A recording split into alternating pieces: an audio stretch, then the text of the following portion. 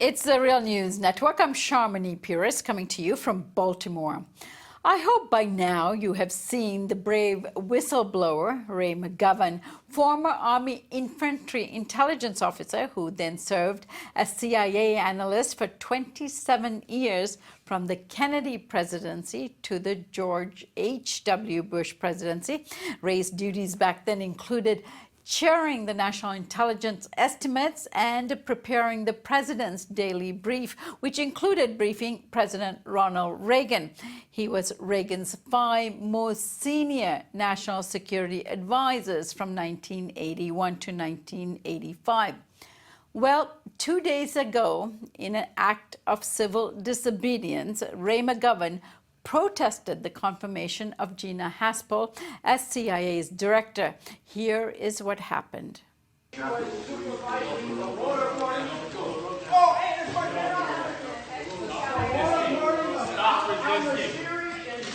resisting. Stop resisting. It's on the record. Stop resisting. And in many respects, you guys going into secret fighting. I'm not resisting. Yes, you are. No, Give me your arm. on the ground. Give me your arm. I'm lying on. I bet you. Give me your arm. It's dislocated, man. Give me your arm. My left arm is. Give me your arm. My left arm is dislocated. Damn it! Give me your Don't arm. you understand? Stop hurting him. Don't you understand? My left arm is. Ah! I'm not a terrorist. Sir, get up on your I'm a feet. CIA Roll them on the alumnus, side. 27 years, analyst and operations, Now sit up, sir. waterboarding, 10 never. Ray McGovern joins us today from Washington, D.C. Ray, thank you for joining us. Thanks for inviting me. So, Ray, it looks like you underwent some torture of your own there. How is your arm? And tell us what happened to you once you were taken into custody. Well, I do have this chronic dislocation from my left shoulder from a basketball injury, but luckily it didn't go out this particular time. I did suffer the bruises from and the cuts from, the steel handcuffs and that kind of thing. But I'll survive. We make a joke in the Bronx about when this happens to somebody, we say, you should see the other guy. The other 5 in the hospital right now. I make a joke, of course. All right, you're being funny, Ray, but how long were you in custody and what happened during that period? Well, I was put in this jail cell about 2, 3 o'clock Wednesday afternoon, and not until after 5 o'clock was I released, having appeared before a judge and being accused of disrupting Congress and resisting arrest. So you heard the police saying, "Stop resisting! Stop resisting!" Here I am. All right, so you were detained for 27 hours. Now, why did you, a 78-year-old man, find it necessary to engage in such an act of civil disobedience to get your point heard about the Haspel confirmation? I mean, you're no lightweight.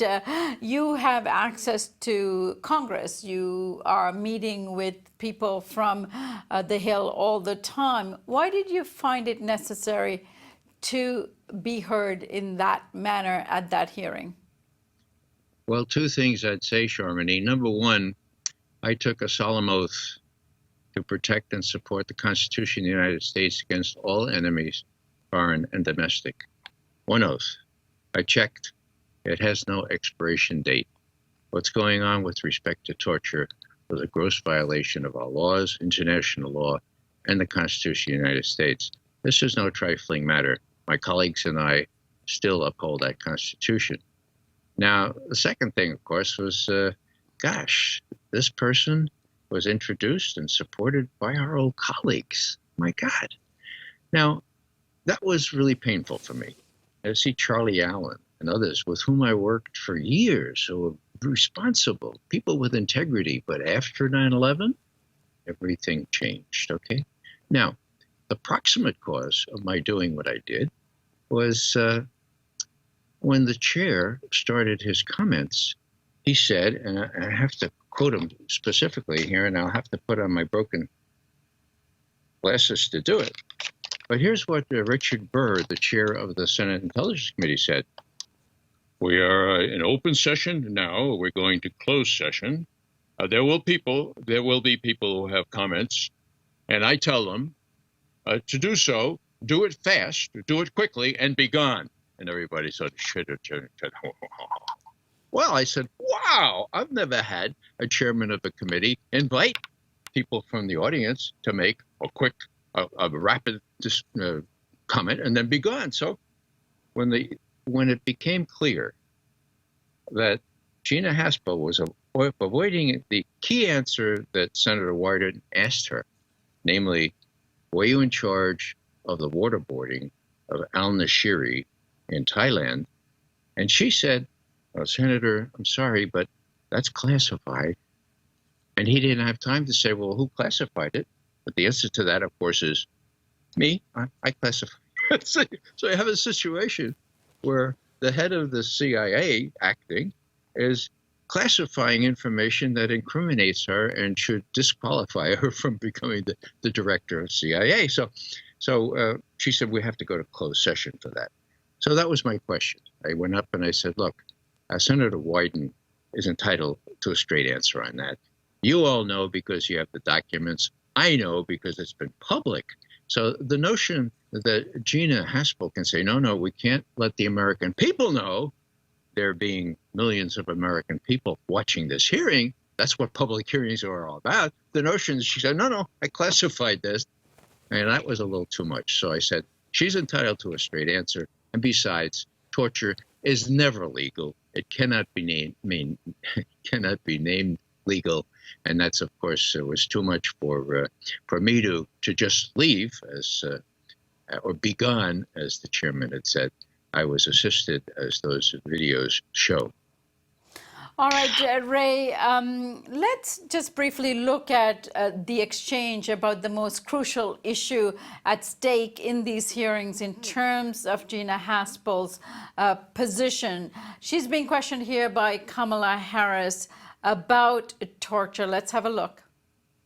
The president has asserted that torture works. Do you agree with that statement?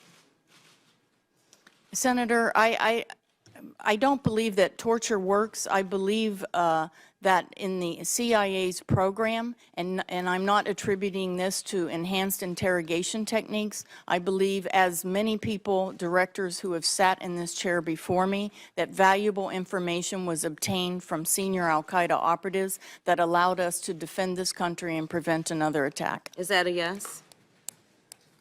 No, it's not a yes. All right, Ray, let me get your reaction to that exchange. Well, that's disingenuous in the extreme. Torture doesn't work. The saddest thing in my experience is that most Americans think that torture works. That's Hollywood. That's TV. That's with a big assistance from the CIA, okay? It doesn't work. The head of Army Intelligence, on the same day that George Bush was advertising the benefits and effectiveness of enhanced interrogation techniques, General John Kimmons got up before the press in the Pentagon 1 hour before, gutsy general, and John Kimmons said, and I quote, "No reliable intelligence has ever come from harsh interrogation techniques. History shows that, and the experience of the last 5 years, hard years, also demonstrates that, period," end quote. Last 5 years, 2006 minus 5, 2001, when people like Gina Haspel and her bosses were devising ways that they could use enhanced interrogation techniques. Let me make one more point here. Enhanced interrogation techniques is a direct translation of verschärfte Vernehmung. Okay? Where do I get that from? I get that from the Gestapo handbook. I can show it to you. It's the title of the chapter that deals with verschärfte Vernehmung, enhanced interrogation techniques, and the ones used at these black sites.